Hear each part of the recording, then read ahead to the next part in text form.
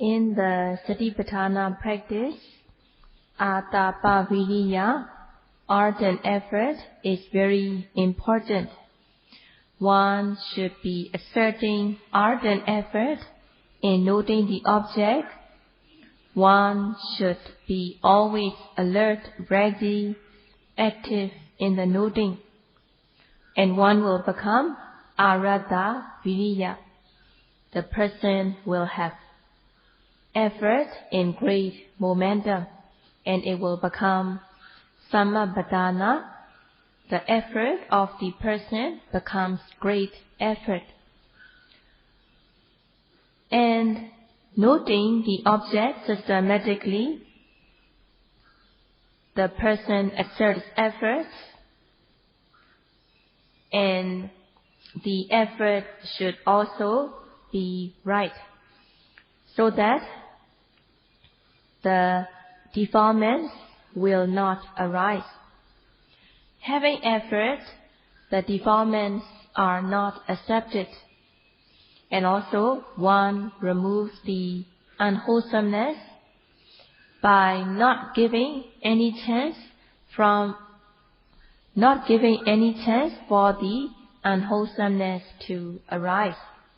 And the wholesome mind that has sati and samadhi, mindfulness and concentration, develops, so that wholesome mind will be increased from less to many, from tender to ripe, and the wholesome mind will be developed, cultivated, and increased.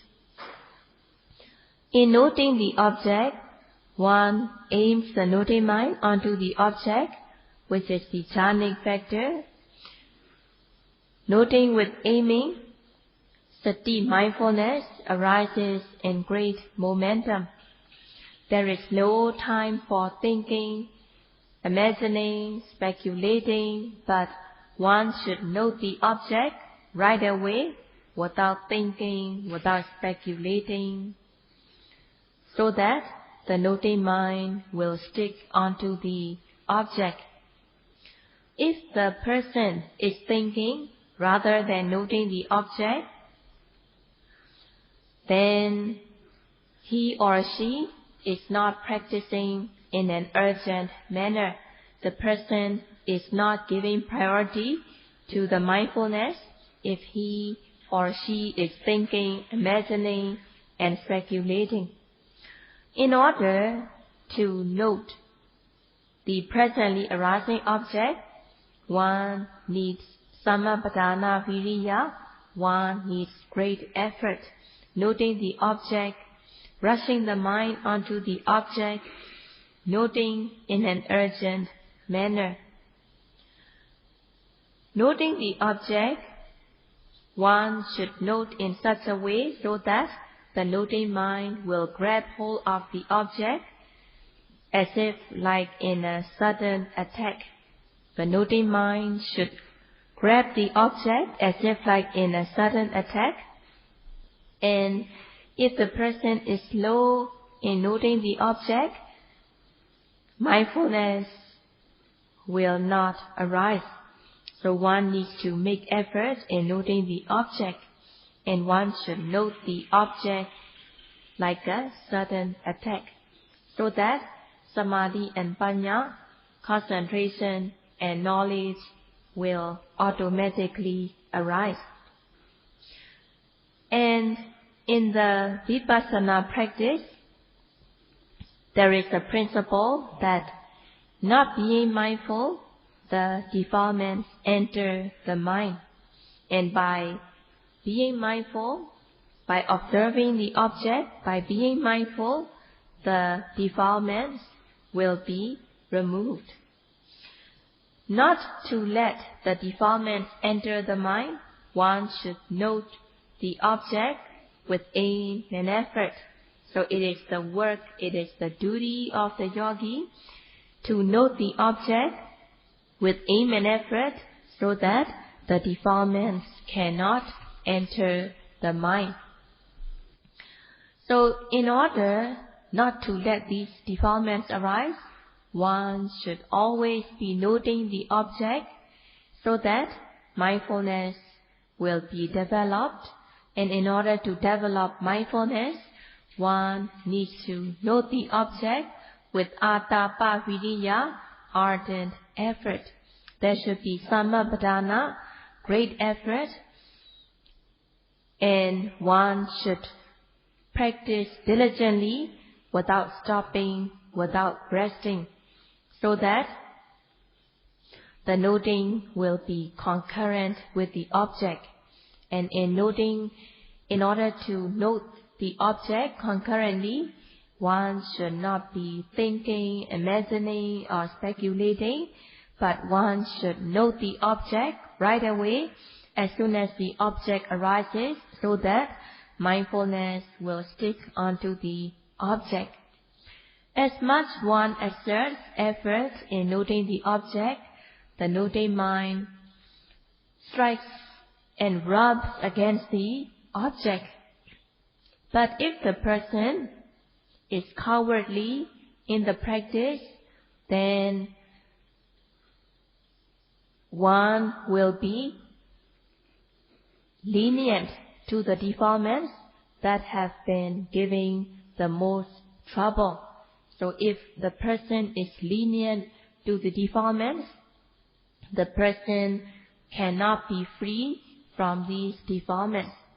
And if the person is afraid to catch illness from the practice, then the defilements will arise by leaps and bounds. And if there is the wanting to stay in comfort, there will be lobha, greed. Greed arises when the person only wants to stay in comfort during the practice. And also, the person worries that if he or she continues the practice, what will happen to his or her body. So in this way, there is worry, restlessness, which is also defilement. So in the practice, yogis should practice without regard to one's own body and life. In this way, one should practice courageously so that one will not be lenient to one's body and one will not be lenient to the defilements that have been giving the most trouble. In the Milena Panya, the Venerable Nagasena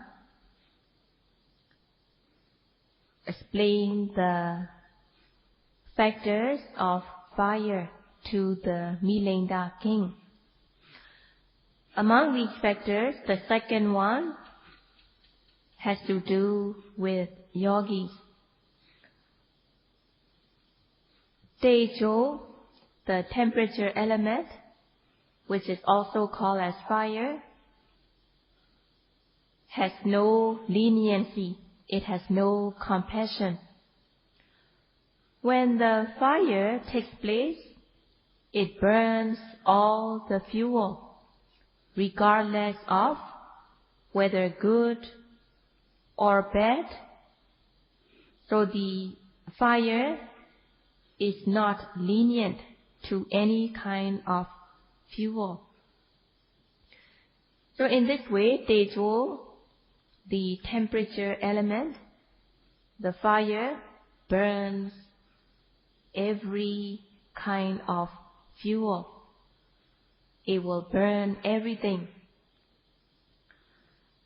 As a yogi, the person should practice without regard to one's body and life.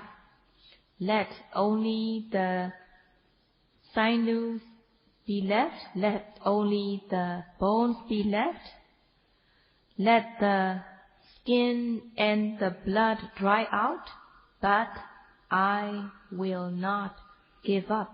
And yogis should practice in such kind of strong determination, willing to give up his or her life to the practice and not giving up, even if only the sinews are left, and also if only bones are left or the flesh and blood dry up, but yogi should not give up the practice. So in this way, yogi should not also be lenient. Yogi should not be lenient to the defilements. And if the yogi is lenient to the defilements, he or she will get burnt by the defilements. When fire takes place, the fire burns every kind of fuel. The fuel will be left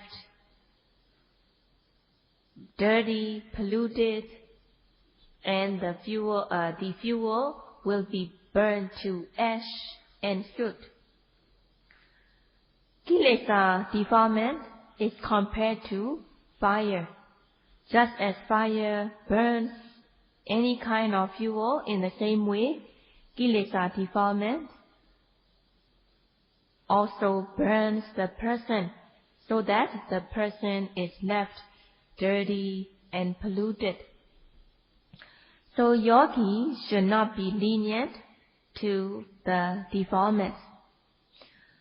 When practicing Satipatthana meditation, if the person is lenient to his or her body, then the person is also being lenient to the defilements.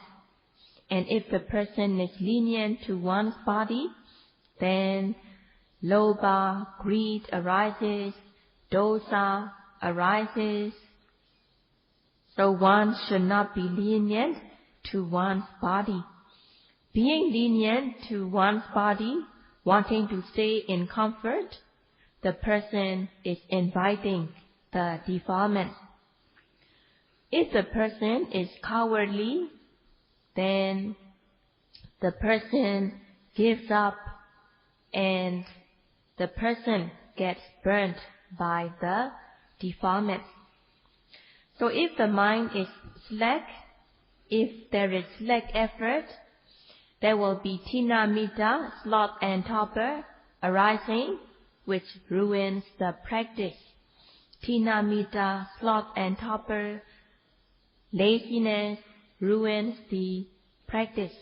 So when the yogi practices, one should practice diligently without regard to one's body and life, so that one will gain victory on these defilements.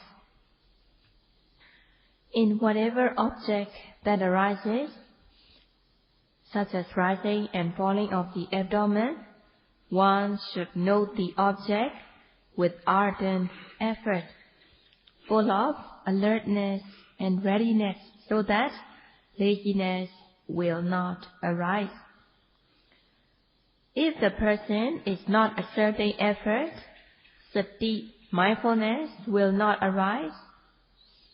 The door will be open for the defilements to enter, and the mind will not have safety or security. There will not be rakha, there will not be protection, there will not be avarana, there will not be blockage, and there will not be goti, there will not be safety or security. If there is lack of mindfulness, laziness arises, and tina mita, sloth and torpor arises. When there is lack of effort, coming across desirable objects, there is lobha, greed. If there is lack of mindfulness, one wants to see good things, wants to hear good sounds, and the person becomes attached to the desirable objects. And if the person comes across undesirable objects, there is dosa, anger, hatred, aversion. Not being mindful of the object, the mind will not be calm or collected. And if the mind is going stray, moha, delusion, arises. When the mind is not calm or collected, there is uddhacca, restlessness, and there is also kokocha, worry, having regret and remorse on the things that one had done wrong, and not discerning the nama-rupa, there is ditthi, wrong view, believing as living soul. Not knowing the foulness of the nama-rupa and the impermanence, there will be mana, conceit, and there will also be lack of moral shame, lack of moral fear from these defilements. In this way, a whole army of defilements come into the mind if there is lack of mindfulness. In order to note the object in an urgent way, one should note the object rushing the mind onto the object, so that the extraordinarily outstanding quality mindfulness will be sustained on the object, that no defilements will arise. Not being mindful, the defilements enter. By being mindful, the defilements will be removed. If there is lack of mindfulness, the defilements arise, that one is losing happiness. One is losing viveka sukha, happiness of seclusion. One is also losing upasama sukha. One is losing the happiness, calming, suppressing the defilements. If there is happiness and peacefulness through the practice, then such kind of peace gained through the practice is very precious. In order not to let the defilements arise, one should note the object with effort so that one will overcome laziness and one will be opening the path of wholesomeness. The defilements will have no chance to arise. So it is very important to note the object with ardent effort. Noting the object by rushing the noting mind onto the object. So one needs to ask the question such as, am I really exerting effort every single second? Is my mindfulness extraordinarily outstanding quality mindfulness? In this way, one should ask oneself whether he or she is exerting effort every single second, whether he or she has extraordinarily outstanding mindfulness. Only if the noting mind rushes into the object in great momentum, then will there be extraordinarily outstanding mindfulness. So it is important to rush the noting mind into the object in great momentum so that one will be able to note the presently arising object. There should not be thinking, imagining, speculating. One should not be thinking, why is it, how is it, what is it? If the person is thinking, what is it, why is it, how is it, then the person will not be able to note the object. The person will not be able to rush the mind towards the object. And the person is not active, not alert, and mindfulness cannot arise on the object. there can be restlessness, distraction. Uddaca, restlessness arises, so the defilement uddaca will enter the mind. And if the person is not shameful from entering of the defilements, there will be lack of moral shame and lack of moral fear. There will be uncertainty, doubt, not knowing the nama and rupa. There is lack of effort, laziness also arises. And if there is lack of mindfulness, the defilements will enter continuously. And also, there will be confusion and doubt, as well as lack of moral shame and lack of moral fear. And when there is lack of mindfulness, uddaca, restlessness, will arise continuously. And if this distraction arises continuously, the mind will be overwhelmed by restlessness. So it means that the person is lenient on these defilements, letting the defilements arise continuously. So one should note the object without thinking, without imagining. One should note in such a way so that the noting mind rushes into the object. So one should examine oneself whether one is rushing the noting mind onto the object in great momentum or not. So it is very important to cherish the practice in order to be able to note every arising object, such as rising, falling, sitting, touching, with sustained mindfulness. One should have ardent effort in noting the object.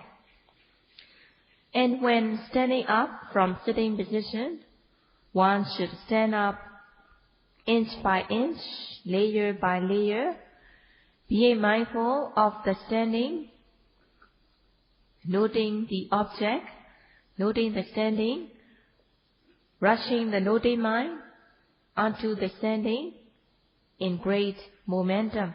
And one should know whether he or she is practicing noting the object, rushing the mind onto the object. When doing walking meditation, one should focus the mind on the foot, noting, lifting, moving, and placing. And one should exert ardent effort in noting, lifting, moving, placing, so that mindfulness will be of extraordinarily outstanding mindfulness. So one needs to examine one's own practice, whether he or she is able to note the object concurrently or not. And being able to note the object concurrently, there will be viveka sukha, happiness of seclusion, upasama sukha, happiness gained by calming, suppressing the defilements. And one should maintain the quality of the practice so that the quality of practice will not deteriorate. If a factory is producing any kind of products that are popular, the factory has to have good quality control in order to maintain the quality and to maintain and improve the quality of the product. In the same way, yogis should maintain the quality of practice as well as to maintain and improve the quality of the practice. Saraji gives an example that is very obvious. when a friend or a family member is about to be captivated by the enemy, there is no time to be planning, but one should rush in a very urgent way in time, so that one will be able to save the friend from the capture of the enemy.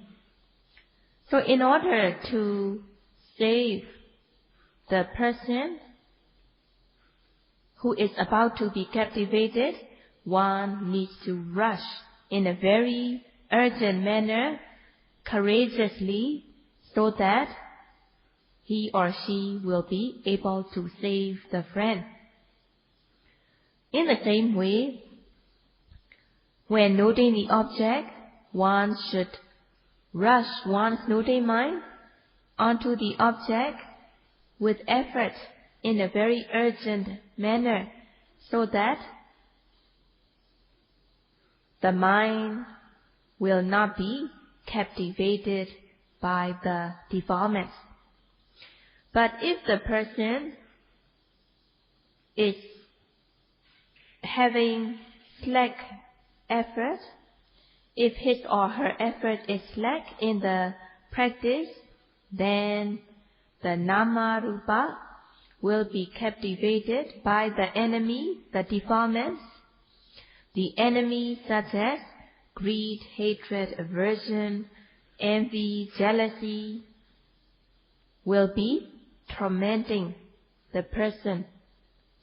So just as one has to rush in a very urgent manner to save the friend or a family from the enemy, in the same way, yogi should be noting the object by rushing the mind onto the object in an urgent manner in order to save oneself from the captivation of the defilement.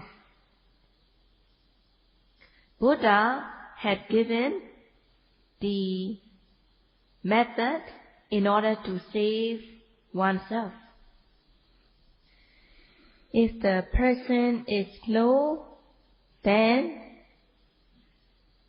it will not be in time. And if a friend is being captivated by the enemy, rather than feeling disappointed, one should do something. One should courageously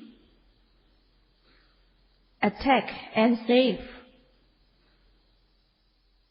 One should courageously save the friend from the captivity of the enemy. And if the person is strong, then the person will have victory on the enemy.